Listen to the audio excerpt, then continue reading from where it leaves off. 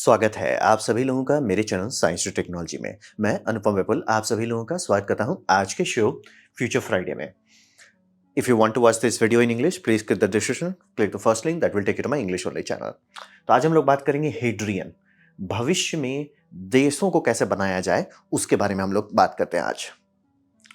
तो सबसे पहले समझिए समस्या क्या है। तो पहले आपको समझना पड़ेगा कोई देश ऊपर से नीचे कैसे गिरता है। तो यूएसए जो है, यूएसए क्या खो दिया कि वो एकदम नंगा हो गया। वो खो दिया tool maker for tool itself. यानी कि अभी अगर आप लोगों ने देखा होगा डस्टिन जो है वो एक स्क्रबर बनाना चाहे, ज्यादा फैंसी चीज नहीं है, एक मेटल का स्क्रबर बनाना चाहे, उसके लिए एक चीज के लिए प्लास्टिक इंजेक्शन मोल्ड चाहिए था। बल्ले बल्ले, कोई बड़ी बात नहीं है। और वो पूरा अमेरिका छान मारा, कोई नहीं है जो इंजेक्शन मोल्डिंग के लिए मोल्ड यूएसए में बनाए।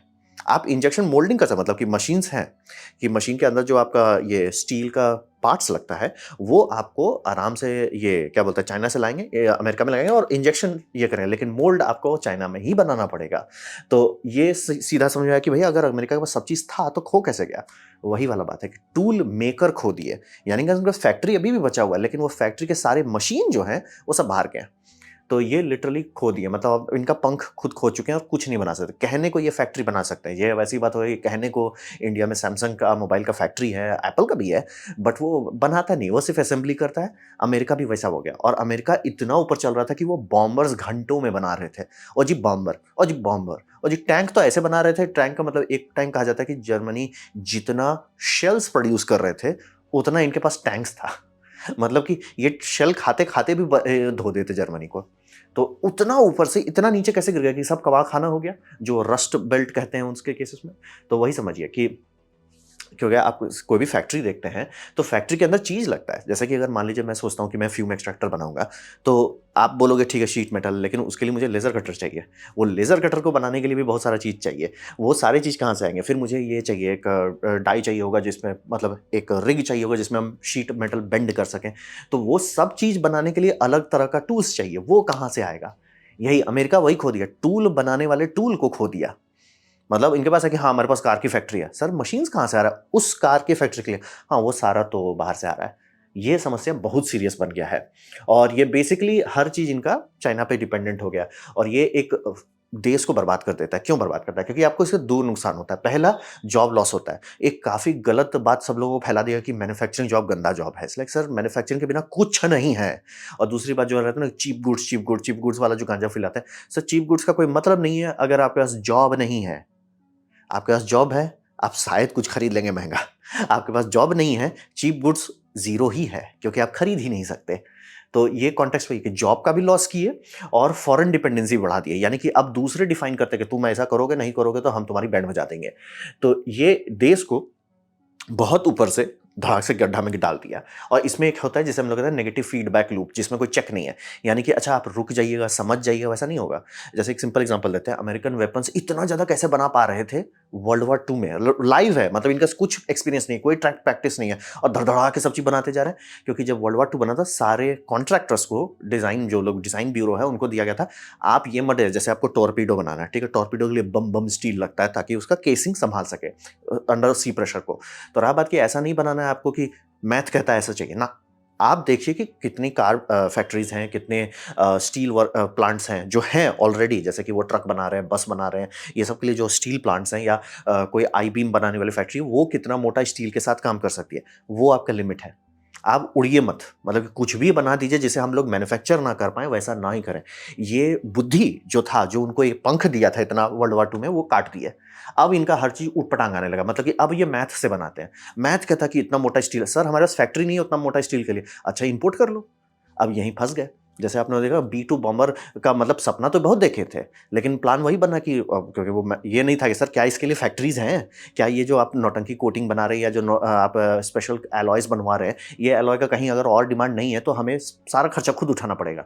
पता चला $2 बिलियन पर पीस के आसपास का दाम आ रहा था। गवर्नमेंट कॉन्ट्रैक्ट कैंसिल कर दिया कि अफोर्ड ही नहीं कर सकते सर। तो कॉन्टेक्स्ट वही है कि नेगेटिव फीडबैक लूप आपको बहुत ऊंचाई से बहुत नीचे बहुत जल्दी गिरा सकता है। मतलब कि वर्ल्ड वॉर टू बहुत ज्यादा पहले की बात नहीं है, बहुत ज्यादा पहले की बात नहीं है। और वो भी समझिए वर्ल्ड वॉर टू के बाद ऐसा नहीं कि तुरंत हुआ था, ये सिर्फ कहते हैं कि निक्सन जो आए थे वो गड्ढे में डाल दिए, चाइना को सब चीज बेच दी और पूरा देश बर्बाद हो गया। और मतलब सोचिए 1969 में वो चांद पे उतर रहे थे, सब चीज़ खुद बना रहे थे, सारे टेक्नोलॉजी का इंडस्ट्रियल पेटेंट उन स्टार्ट कर रहे थे। वहाँ से ऐसा कंगाल हो गया कि अगर कल को चाइना सही में लड़ाई हो जाए इनका चाइना से, ये भूखे मर जाएँगे, कुछ नहीं रहेगा इनके पास। तो ये प्रॉब्लम बहुत सीरियस है, मतलब उनके पास मशीन ही नहीं है जो मशीन बनाए। और वो ये यहाँ पे थे, मतलब कि अरे पूरी दुनिया को हम सँभाल लेंगे। सोवियत यूनियन को सप्लाई कर रहे थे, तो वहाँ से इतना नीचे कैसे गिर गए? तो इसी में आता है हेड्रियन, ये नाम आपको सुना-सुना लग रहा हो, एक ठो एम्परर का नाम है। तो इसमें समझिए क्रिस पावर, ये जो बंदे हैं, इन्होंने स्टार्ट किया था 2021 में, ताज़ा माल है काफ़ी, यूएसए में स्टार्ट किए थे। और इनका हिसाब ये है कि एक फैक्ट्री बनाओ, जो फैक्ट्री बनाने वाला काम कर सके, क्रिटिकल स्टफ में। यानी कि जैसे कि अगर अभी स्पेसएक्स को पार्ट्स चाहिए, तो बहुत सारी चीज़ वो इन हाउस करते हैं, लेकिन ऐसा कोई कंपनी नहीं बनेगा जिसमें 100% इन हाउस हो, ये नहीं होगा, ठीक है? स्पेसएक्स को बहुत सारा पार्ट होगा जो कस्टम कोई टूलिंग शॉप बना-बना के देती है, ठीक है? आपका जितने मिसाइल डिफेंस कॉन्ट्रैक्टर हैं वो सब का भी कि सर एक-एक मिसाइल, ऐसा नहीं कि हम लाखों पीस बना रहे हैं उसके लिए हम सप्लाई चेन नहीं बनाएंगे, वो हम ऑर्डर करेंगे किसी से।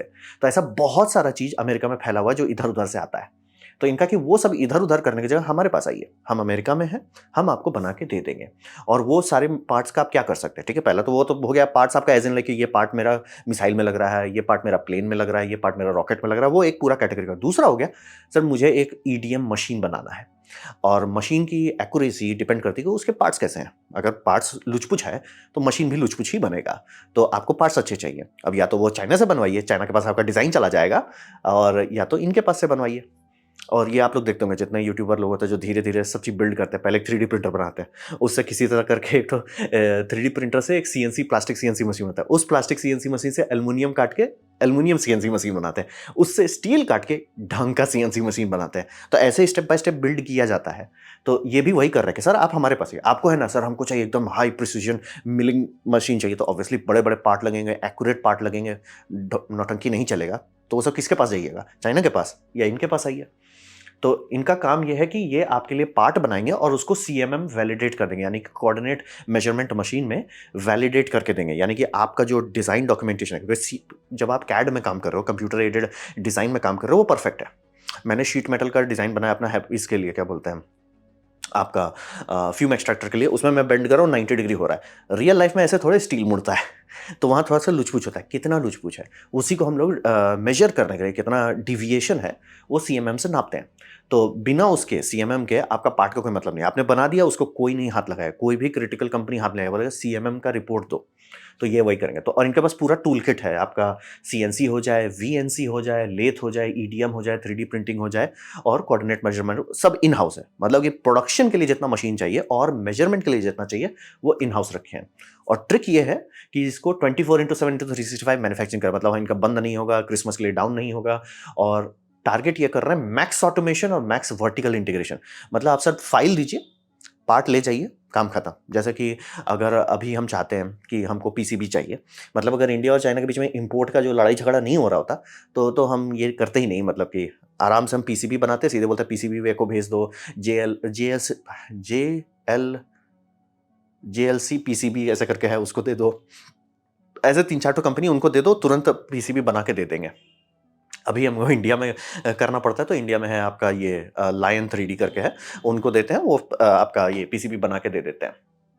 तो ऐसे ही वो ये बनाना चाह रहे हैं कि हमारे पास आप पार्ट भेजिए, हम बना के दे देंगे, खत्म सर, आपको लोड नहीं लेना। और सर पार्ट एक्यूरेट है कि नहीं, हम एक्यूरेसी की गारंटी देते हैं, आपको टेंशन नहीं लेना है। तो वही मैक्सिमम ऑटोमेशन करना है, यानी कि टाइम हमारे पास फाइल आया, आपने बिडिंग कंफर्म की कि ठीक है हम आपको पे करेंगे इसके लिए, और फाइल कितना देर में हम आपको पैकेजिंग करके शिप करेंगे, वो इतना टाइट रखना चाहते हैं कि डिस्कशन ही नहीं हो। डिस्कशन ही नहीं है कि आप चाइना जाएं, जर्मनी जाएं, डिस्कशन ही नहीं है। और वर्टिकल इंटीग्रेशन पूरा करें, मतलब कि स्टार्ट, मतलब रॉ मटेरियल कहाँ से आ रहा है वो भी आपको नहीं सोचना है। मतलब जैसे कई बार होता है कि रॉ मटेरियल के लिए बहुत लंबा लंबा सप्लाई चेन बनाना पड़ता है, क्योंकि जैसे लिथियम एल्युमिनियम एलॉय लगता है स्पेस में। आधा लोगों को तो पता ही नहीं कि लिथियम और एल्युमिनियम की शादी कब से होने लगी। तो वो सब एलॉय का अलग से फचांगे, ये अपने पास रखे हुए हैं सप्लाई। सर आप स्पेस इंडस्ट्री में आते हो, आप मांगोगे ही ऊट-पटांग चीज़, हमारे पास है। जैसे निकल का कुछ हाई स्ट्रिप्स एलॉय है, हमारे पास है सर, टेंशन मत लीजिए। तो वही कर रहे हैं, ऑटोमेशन पूरा कर रहे हो और इंटीग्रेशन कर रहे हैं। मतलब कि सर पार्ट दीजिए, कंप्यूटर फाइल हमें दीजिए, हम आपको पूरा फिजिकल पार्ट बना के दे देंगे, आपको टेंशन नहीं लेना है, जिसमें सीएमएम वैलिडेटर है, यानी कि एक्चुअली वो पार्ट एक्यूरेट है। अब बात करते हैं इनका फैक्ट्री कैसे है। तो इनका फैक्ट्री जो है कि क्वालिटी पार्ट बनाना है, यहाँ समझना बहुत जरूरी है। बनाने का कोई भी बना सकता है, मैं भी बना सकता हूँ। आप किसी को भी पकड़ा दीजिए सीएनसी मशीन, थोड़ा सा भी वो थोड़ा मेहनत करेगा, कुछ ना कुछ बना लेगा। लेकिन बना लेना और क्वालिटी पार्ट के बीच में बहुत अंतर होता है।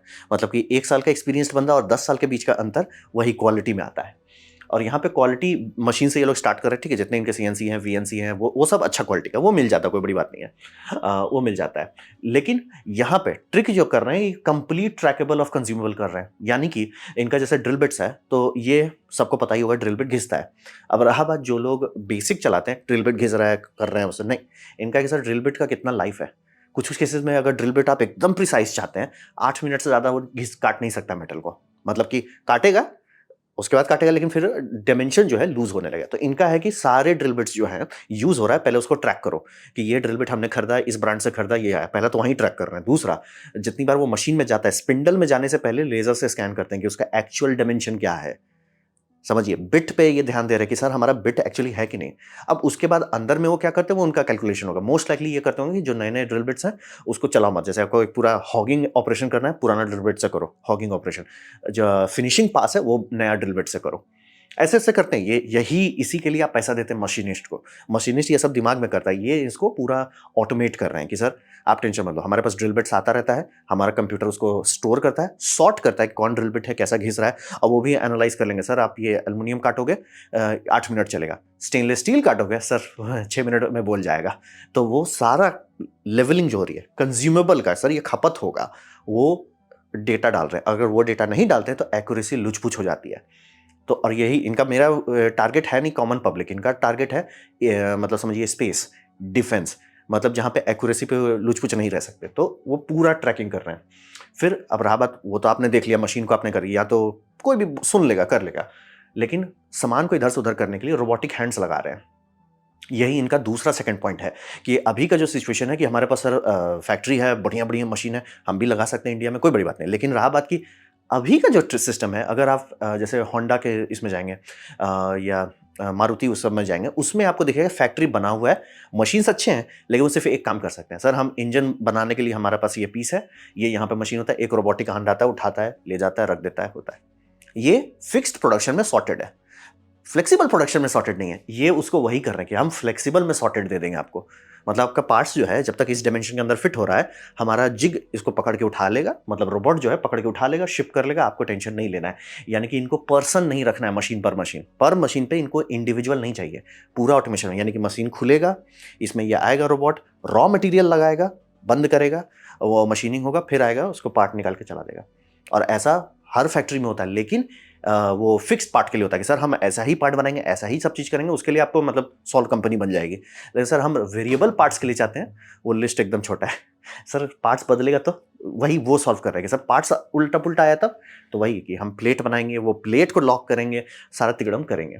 ये उनका है, रोबोटिक हैंड मूव कर रहा है। यानी कि फैक्ट्रीज में इंसान की होने की ज़रूरत नहीं है, और सारा सिस्टम स्टैंडर्डाइज है एक दूसरे के साथ करने का। क्योंकि जैसे मान लिया अभी हम इंजन ब्लॉक का बना रहे हैं सीवी इंजन के लिए, तो उसमें हम लोग को ड्रिल ऑपरेशन किए, सब किए, ठीक है, बल्ले बल्ले हो गया। लेकिन रहा बात, ये एक चीज़ है जिसमें बहुत प्रिसीजन चाहिए, तो वो ड्रिल से, ये सीएनसी से नहीं करेंगे, वो हम ईडीएम वायर से करेंगे। तो वो सब के लिए अगर सॉफ्टवेयर मान लीजिए ईडीएम वाला अलग चल रहा है और आपका सीएनसी अलग चल रहा है, जान निकल जाएगा इधर से उधर पोर्ट करने में, और गलती की संभावना गारंटीड हो जाती है। ये वो सब समस्या को सॉल्व करेगा। सर हमारे सारे मशीन एक दूसरे मशीन के साथ भाई भाई की तरह बिहेव करेंगे, कोई टेंशन वाली बात नहीं है। वही है। और पूरा एम जो है इनका कि sir start to finish human को लूप में होने की जरूरत नहीं है। सर ये मशीन आएगा, ये मशीन इस पे काम करेगा, फिर रोबोटिक हैंड उस सामान को निकालेगा, दूसरे मशीन में डालेगा, उस पे काम होगा, उसको निकालेगा, फिर तीसरे में करेगा। मतलब आपको लोड लेना ही नहीं है। और ये वेरिएबल पार्ट्स के साथ, फिक्स पार्ट के साथ तो हर फैक्ट्री कर लेता है, वेरिएबल पार्ट्स के साथ कि सर ये पार्ट छोटा है, ये पार्ट बड़ा है, सब संभालेगा। वही है। और यहाँ पे इनका जो दूसरा बात है, ये आप समझिए, जब भी आप प्रोडक्शन में बहुत सीरियस काम करते हैं ना, मशीनिस्ट स्किल के बेसिस पे आपका प्रोडक्ट नहीं चलना चाहिए। यानी कि अगर स्किल्ड ऑपरेटर है तो ही मेरा प्रोडक्ट अच्छा आ रहा है, यानी आपका प्रोडक्शन लाइन गड़बड़ है। अंधा आदमी भी आपका काम सही से कर लेना चाहिए, ये आपको समझना पड़ेगा। ये मैं कहूँगा मनरो लाइफ जो दिखाते हैं, गाड़ी का टेयर डाउन दिखाते हैं ना, बोलते एक्चुअल प्रोडक्शन का मतलब वही होता है। इंसान बस एक काम करा और वो गलती नहीं कर सकता है। तो ये आपको चाहिए कि सर हमने ये मशीनिंग कर दिया है और हम ये कह रहे हैं कि ऐसा कर्व बनेगा, तो वो इसलिए नहीं होगी, वो एक ट्रेंड मशीनिस्ट है, उसको पता है ये स्पिंडल वाइब्रेट करने लगता है 1200 आरपीएम पे, तो उसको 1300 पे करो ताकि वो वाइब्रेट ना ना। होता है बहुत जगह पे जो मतलब स्मॉल शॉप्स होते हैं वो पूरी तरह से स्किल पे चलते हैं। फैक्ट्री वैसे नहीं चलाई जा सकती। फैक्ट्री है कि सर आपने बोला हो गया काम खत्म। तो वही और इसीलिए बोल रहे हैं सारे चीज़ को कोऑर्डिनेट मशीन से मेजर करके बाहर भेजेंगे। गलत हो गया तो ये खुद ही दोबारा बना के दे देंगे, क्योंकि जब तक ये सीएमएम का रिपोर्ट नहीं देंगे इनका पार्ट्स की कोई वैल्यू नहीं होगी। तो यही फैक्ट्री बना रहा है कि पूरी तरह से रोबोटिक पे है और प्रोडक्ट स्टार्ट टू फिनिश बिना इंसान के हाथ के छुए हुए कंप्लीट हो जाना चाहिए। और हर चीज़ पे ये ट्रैकिंग कर रहे हैं, पूरी तरह से ट्रैक्ट कर रहे हैं। इधर हमको ये ड्रिल बिट अगर धांधली करने लगता है वो खोजें कौन ड्रिल बिट का सप्लायर था, कब लगाया गया था, क्या लेज़र स्कैनिंग मशीन बिगड़ गया कि मतलब नहीं अच्छा से पकड़ पाए, ये ज़्यादा घिसने लगा, कौन सा एलॉय हम लोग कंज्यूम कर रहे थे, क्या वो एलॉय होता है कुछ कुछ एलॉय चिपकने वाला रहता है, च्युइंगम जैसा रहता है मेटल में, ब्रास के साथ भगवान बचाए आपको। तो वो सब अगर चिपकने वाला मेटल के साथ आप ड्रिल बिट की शादी हो गई, दिक्कत हो जाएगा। तो ये सारा जो नॉलेज है, ये सारा जो स्किल चाहिए जिसके लिए, उसको स्किल हटा के ऑटोमेशन डाल रहे हैं कि सर हमारा कंप्यूटर खुद ब खुद समझेगा उसके लिए कि सर ये धांधली हो रहा है, इसको हम ठीक करते हैं। मतलब इंसान अभी है, बस इंसान इसलिए मतलब मास्टर के तौर पे ऑब्जर्व कर रहे हैं कि कहाँ कुछ कुछ गड़बड़ हो गया तो वो इंटरफियर करते हैं, लेकिन आइडियली इंटरफियर नहीं करना है। वही फैक्ट्री का लॉजिक वही है। अब बात करते हैं ऑटोमेशन का। तो ऑटोमेशन यहाँ समझना बहुत ज़रूरी है कि अगर आप लोग कैड के साथ काम किए, छोटा मोटा भी किए होंगे तो आपका बीपी हाई हो गया होगा। भाई माय गॉड, मैं आपको सही बता रहा हूँ। हम इसमें काम किए हैं, 3ds मैक्स में किए हैं, माया में किए हैं, ब्लेंडर छुए हैं थोड़ा सा 5-6 मिनट के लिए, फिर आपका जी ब्रश मेरा दिमाग ख़राब कर दिया। बहुत सारा ऐसा सॉफ्टवेयर सब हम 3D अनरियल इंजन पे काम किए थे एक ज़माने में, फिर पेट्रोल इंजन पे काम किए, सॉरी डीजल इंजन पे काम किए थे, फ्यूल इंजन पे काम किए थे, सब किए हुए। 3D का थारा भाई को समझ है। हम फ्यूजन 360 छुए थे जब बैंगलोर में थे, संभाल नहीं पाए। बहुत साल हम घिसे हैं यूट्यूब चलाने के साथ, साइड में हम फ्यूजन बहुत साल घिसे, तब जाके समझ में आया। और एक बार हम लोग को चूंकि रॉन काम करता है इसमें सीमेंस एनएक्स पे, तो देखें भैया सीमेंस एनएक्स देख लेते हैं। भगवान बचाए प्रभु, मतलब ये सब सॉफ्टवेयर इतने कचरे हैं। मतलब यूजर इंटरफेस में मैं क्लियर करता हूँ, पावर के बारे में मैं नहीं डिस्कशन कर रहा हूँ, लेकिन ये सारे सॉफ्टवेयर बनाए गए हैं 1990s के फिलॉसफी पे कि आप सीखिए कि इसको कैसे चलाना है। सॉफ्टवेयर आपके लिए नहीं बन रहा है, आप बन रहे हो सॉफ्टवेयर के लिए। मतलब आप सर्टिफिकेशन लो कि हम ये सीमेंस एनएक्स जानते हैं, आप सर्टिफिकेशन लो कि हम सॉलिड वर्क्स जानते हैं, आप सर्टिफिकेशन लो कि हम फ्यूजन जानते हैं। तो ये एकदम पकड़ लिए कि सर वहीं धांधली हो रहा है कि सब आदम जमाने के लोग बैठे पड़े हैं, सॉफ्टवेयर भी एकदम कचरा है, ये स्टार्ट टू फिनिश सारा सॉफ्टवेयर खुद बना रहे हैं। तो ये सॉफ्टवेयर स्टैक जो है वाइज है, मैं एकदम क्लियर करना, सॉफ्टवेयर बहुत सारे होते हैं, लेकिन समझ होना बहुत मुश्किल बात है कि सर दिक्कत क्या है। तो इनके पास समझ क्या है, वर्टिकल इंटीग्रेशन है। मतलब जो सॉफ्टवेयर इंजीनियर कैड इस पे काम कर रहा है, बगल वो चलेगा, मतलब कि अपना कंप्यूटर उठेगा, ए है सीएनसी मशीन, इसमें तुम्हारा सॉफ्टवेयर चल रहा है, देखो किस तरह से काम कर रहा है कि नहीं। और चूंकि यहाँ पे ये कंपनी कल्चर बहुत अच्छा है इस मामले में कि हर किसी को उठा के एक दूसरे से मिक्स कराते रहे। देखो तुम मशीनिस्ट हो, ये प्रोग्रामर है, लड़ाई करो दोनों, ताकि दोनों एक दूसरे से समझ जाए कि भैया तुम कुछ ऐसा कर दो जो हम ना हैंडल कर पाए, या हम ऐसा कर दो जो तुम ना हैंडल कर पाओ। नहीं होना चाहिए। इंटीग्रेशन मैं एकदम क्लियर कर रहा हूँ, जैसे हार्डवेयर से अकेले काम नहीं चलता, सॉफ्टवेयर से अकेले काम नहीं चलता, दोनों की शादी करा दीजिए, बल्ले बल्ले। तो वही समझिए, कैड और कैम जो आपका कंप्यूटर एडेड डिज़ाइन और कंप्यूटर एडेड मशीनिंग, ये सब सॉफ्टवेयर जो बनाया हुआ है, ये इंजीनियर आजकल, मतलब पहले थोड़ा सा ठीक था, लेकिन आजकल ये ऐसे बन रहे हैं ना कि कहीं ऑटोडेस्क का कोई हेडक्वार्टर है, उसमें बैठ के कोई डिज़ाइन कर रहा है, सॉफ्टवेयर ऐसे चलेगा। सर मशीन आपने देखा है, आखिरी बार आपने कब सीएनसी मशीन चलाया था जो आपको पता चले कि ऐसा हो कि नहीं हो। जैसे टू बी फेयर, फ्यूजन 360 पे हम शीट मेटल पे काम कर रहे हैं, मेटल कटवा रहे हैं, फोल्ड कर रहे हैं, बल्ले बल्ले। अभी तक वो समझ में आया इसमें डिम्पल कैसे दें। मतलब कि होता है ना कि शीट मेटल में जहाँ पर स्टेबलाइजर होगा तो उसके नीचे फीट रहता है, डिम्पल मारे, हमको पता ही नहीं कैसे कर, खोज खोज के थक गए। सब बेस्ट हमको ये मिल रहा है कि शायद वो कर दो, क्या बोलते हैं, एक नया ज्योमेट्री बना के जोड़ दो। हम लाइक भाई ये तो धांधली हो गया। तो कॉन्टेक्स्ट वही होता है, क्योंकि जो लोग भी शीट मेटल के साथ काम किया होगा, अगर वो रहता फ्यूजन 360 के इंजीनियर के साथ, उसके बाद सर ये तो सब कॉमन चीज है, हम लोग ये करते हैं, मेटल को आप लेते हैं, उसको एक हॉलो मोल्ड में स्टैंप मारते हैं, पैटर्न बन जाता है। तो ये जो सीएनसी मशीन और जो उसके सॉफ्टवेयर वालों का गैप जो है, ये लुच-पुच कर दिया है सारा चीज़ को। इसको टाइट करना है। जैसे बोलते हैं ना, बहुत सारे कार मैकेनिक पुराने वाले को बोलते हैं ना कि लाइक पुराना गाड़ी रिपेयरेबल था, अभी वाली गाड़ी रिपेयर हो सके, क्योंकि कैड में बना रहे तो उनको नहीं दिख रहा है कि सर आप ये जो फ़िल्टर ऐसे डाल दिए हैं, ये फ़िल्टर पे हाथ नहीं जा सकता है, इस फ़िल्टर पे रेंच नहीं जा सकता, आपको 4 चीज़ खोलना पड़ेगा तब जाके ये फ़िल्टर छू पाएँगे। लेकिन वो कैड में काम करे, जिसको कहते हैं कैड विज़न। तो ये वो समस्या पे सॉल्व कर रहा है। मैं एकदम क्लियर कर रहा हूँ, क्या इनके पास बेस्ट सॉफ्टवेयर इंजीनियर नहीं, क्या इनका सॉफ्टवेयर बेस्ट है? हाँ। ऐसा कैसे हो सकता है? क्योंकि समझ है कि धांधली कहाँ हो रहा है। धांधली हो रहा है वो गैप जो हो गया है कि भैया सॉफ्टवेयर अलग अलग बैठे हैं, मशीनिस्ट अलग अलग बैठे हैं ना, दोनों की शादी कराओ। तो वही है। और ये जो क्लोज लूप कर रहे हैं कि सर हम सीएनसी करेंगे, हम सॉरी आपका कैड करेंगे, कैम करेंगे, कैम करने के बाद जब पार्ट निकलेगा तो उसको ये करेंगे, क्या बोलते हैं, कोऑर्डिनेट मेजरमेंट करेंगे। पूरा लूप जो ये क्लोज कर रहे हैं, इनको पता है कि सर कहाँ पे फाइल में धांधली होता है, कहाँ पे दिक्कत होता है, वो सारा ये सॉर्ट कर रहे हैं। तो यही बोला ना कि अगर आप सीख लेते हो कि टूल कैसे वेयर डाउन हो रहा है, तो अगर आपको बोलता है ना कि सर हमको इसके लिए रॉकेट के लिए ये पार्ट चाहिए, ठीक है, ले लो।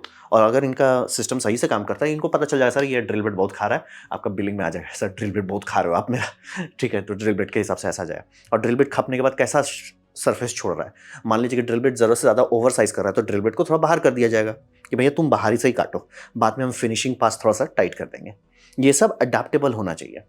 और यही यही ये सॉफ्टवेयर में कर रहे हैं। ये स्किल में भी होता है। एक ऑपरेटर जो होता है वो हमेशा देखता रहता है, वो देख के वही करता है कि अरे सरफेस फिनिश गलत आ रहा है, ये हो रहा है, वो हो रहा है, वो करता है। लेकिन उसमें दिक्कत होता है कि आप करने के बाद देख रहे हो कि मतलब आपने सरफेस फिनिश के अरे साइज छोटा हो गया, तो आप लोगे निकालोगे, माइक्रोमीटर लगा के देखोगे कि हाँ भाई साइज, अरे साइज छोटा हो गया, फिर से सब चीज़ करो। यहाँ पे वैसा नहीं करना चाहते। यहाँ पे सर कंप्यूटर सारा चीज़ पहले से समझ ले। तो वही कम क्लोज लूप जो कर रहे हैं ना कि हम भैया आपका कैड स्टार्ट करेंगे, कैम का पूरा जुगाड़ करेंगे, कैम से बाद जो सीएनसी में जाएगा उसका जुगाड़ करेंगे, उससे जो जाएगा आपका इसमें मेजरमेंट सिस्टम पे, उस पर ध्यान देंगे। यानी कि जिसको कहते हैं ना जीडीएनटी ये जीडीएनटी बहुत दिमाग खाता है। कैड बनाना बच्चों को हिलना चाहिए, जीडीएनटी डालिए जान निकल जाएगा जीडीएनटी हम लोग बात करना पड़ रहा है इंजन के लिए मतलब पूरा एक भाषा सीखना पड़ता है। तो वो जीडीएनटी क्या है, डेडम क्या है, ये डेडम को कैसे मेजर करते हैं, वो सारा फचांग ये लोग इन हाउस कर रहे हैं। और यहाँ पे एक बहुत क्लेवर चीज़ दिखाई इनकी कंपनी में हमको कि एआई से सिर्फ ये 80% काम कराना है। टारगेट भी नहीं कर रहे हैं 100% करो, सिर्फ 80% करो। क्यों? बात है कि जब भी आप कोई पार्ट लेता है तो बड़का पीडीएफ आता है।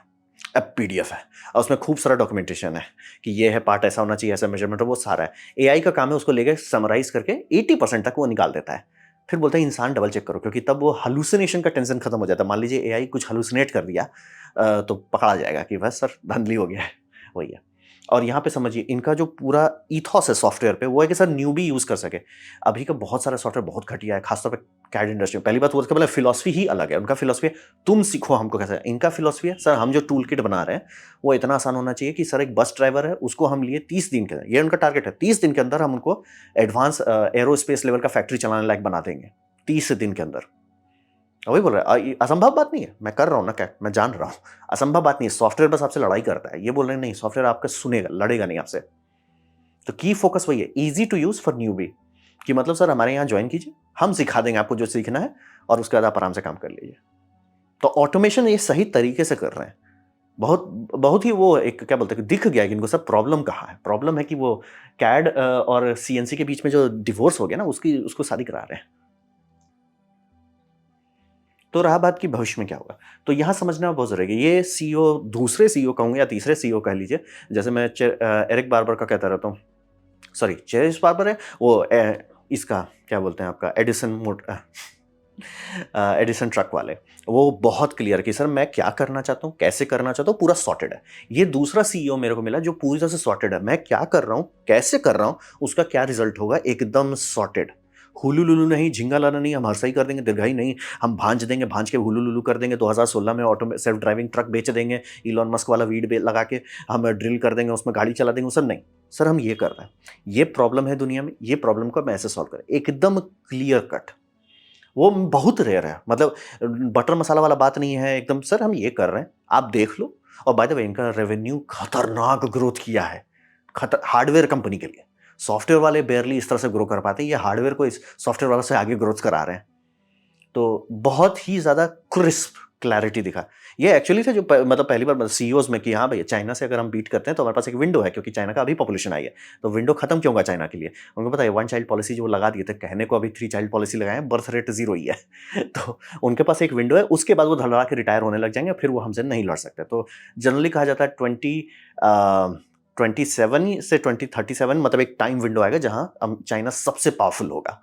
उस टाइम में आपके पास अगर हथियार से नहीं रेडी हैं, आप बोले जाएंगे। तो ये एकदम क्रिस्प है कि सर हम क्या कर रहे हैं, क्यों कर रहे हैं, उसका टाइमलाइन क्या है, सारा चीज सॉर्टेड है। और ये अप्रोच मेरे इनको बहुत अच्छा लगा कि ये बेस्ट ऑफ द बेस्ट के पीछे, हमको बेस्ट स्किल चाहिए, नहीं हम उठा लेंगे सर, ये वॉलमार्ट में काम करता था, आ जाओ। अरे भैया ये बस चलाता था, आ जाओ। मतलब सीधा सीधा टीम इनका दिख रहा है, अरे ये यहाँ काम करता था, अरे एक बंदा था जो पॉटरी पे काम करता था, उसको ले आए। बेस्ट ऑफ द बेस्ट खोज नहीं रहे, बेस्ट ऑफ द बेस्ट बना रहे हैं। ये मेरे को सबसे सॉलिड लगा कि भाई आप खर्च कर रहे हो लोगों को बनाने में, और उससे फायदा ये होता है कि आपको टेंशन नहीं है टैलेंट का, आपको टेंशन ही नहीं लेना टैलेंट, क्योंकि आप टैलेंट बना रहे हो। और अब बात कोई बाहर जा नहीं सकता ना, क्योंकि इनका सॉफ्टवेयर अच्छा है, बाकी सबका सॉफ्टवेयर कचरा है, जाओगे किसके पास? तो वही है। और ये focus on creating meaningful job, भाई इतना दूर तक का ये कैसे सोच रहा है? मतलब कि बाकी सब लोगों का देखे ना कि हम ना शेयर होल्डर का वैल्यू करेंगे, नहीं, हम सर बंदों का ऐसा जॉब देंगे जो करने में अच्छा लगे। सबसे खराब जॉब क्या होता है? जिसमें ऐसा लगता है कि आप मशीन वाला काम करो, ये कोई नहीं करना चाहता है। ये आपको वैसा काम भी नहीं दे रहे हैं, बोले मशीनिंग है, वो बात है, आप कुछ नहीं कर रहे हो, आप हर बार आपके पास नया पार्ट आएगा, आपके पास हर बार, अरे देखो ये एरोस्पेस का एक बार आपको मिल गया, फिर आएगा, अरे देखो सीएनसी मशीन वालों, मतलब जो बोले मशीन बनाने वाले मशीन लोग हैं वो आएंगे आपके पास। फिर दूसरी बात है, सर देखो आर्टिलरी शेल बनाना है, उसके लिए क्या जुगाड़ करना है, आपके पास जो इतनी डाइवर्सिटी आएगी, एकदम इंजॉय कीजिए, एक ही रिपीटिव वर्क नहीं आएगा। तो मीनिंगफुल जॉब। और दूसरा, आप देश को वापस खड़ा कर रहे हो, देश जो लुढ़क गया है उसको वापस खड़ा कर रहे हो, तो मीनिंगफुल हर मामले में कर रहे हैं कि पहली बात। और हाँ, इनके में वो नहीं है, क्रंच एकदम नहीं है, एकदम क्रंच नहीं, मतलब 5 बजा चले जाओ, वही कॉन्सेप्ट ही वही है ऑटोमेटेड इसका होने का। ये सर आदमी लोग हैं, सॉफ्टवेयर स्टैक डेवलप कर रहे हैं, आ रहा है, प्रोसेसिंग हो रही है, सब हो रही है, लेकिन ओवर वर्क मत करो।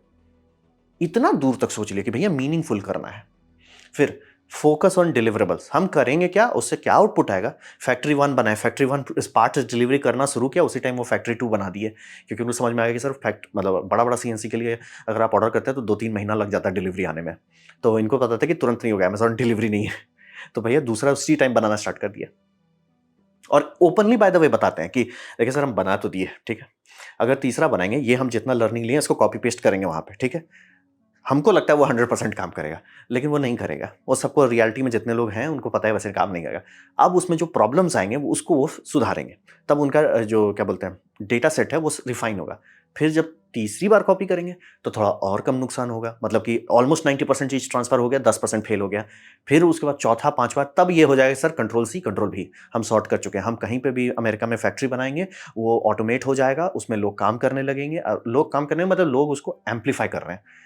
ऑटोमेटेड फैक्ट्री है, लेकिन उससे मान लिया सॉफ्ट पार्ट्स बना रहा है, लोग उसको हेल्प कर रहे हैं, वो 10,000 पार्ट्स बना रहा है, लोग ऐसे एम्पलीफायर कर रहे हैं। और इनको ये टेंशन नहीं हुआ हमको best of the best college के बेस्ट ऑफ द बेस्ट बच्चे चाहिए, नहीं सर जी, आ जाओ। और ये एकदम बोल रहे हैं कि हमको टैलेंट ये देखना है कि सर आप क्यूरियस हो कि नहीं, आप सीखोगे, खुदाई करोगे, आ जाओ, आ जाओ सर जी, आ जाओ, टेंशन नहीं है, बाकी हम संभाल लेंगे।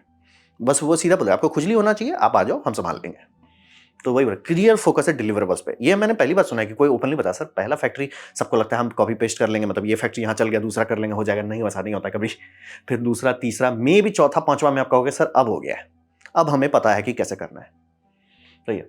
और यहाँ पे समझिए एआई को ये इस्तेमाल कर रहे हैं बोरिंग टास्क को हटाने के लिए, ना कि वर्कफोर्स को ही हटा दें कि सर हम वर्कफोर्स ही हटा देंगे, ना, बोरिंग टास्क हटाएंगे। सर आप 80 पेज का पीडीएफ काहे सिर खपाओगे, आप उसको एआई उसको समराइज करेगा, उसको क्वांटिफाई करेगा, डबल चेक ट्रिपल चेक कर लेगा, फिर आप उसको फाइनल चेक करोगे। तो मतलब समझ रहे हैं, वर्कफोर्स को इनहेंस कर रहा है, चिल मरवा रहा है।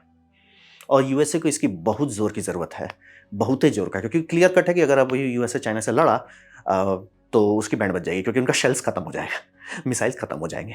ये यूक्रेन वॉर सिखा दिया कि बहुत ज़्यादा ही वो जो फैल गए हैं, मतलब ये सारा चीज़ ऐसा बनाया गया था। सर क्या हमारे पास फैक्ट्री है स्टील के लिए, हाँ उस स्टील से बनाओ, नहीं सर बैलिस्टिक स्टील चाहिए, नहीं देखो सर उसका फैक्ट्री नहीं है, इसका फैक्ट्री है, इससे बनाओ।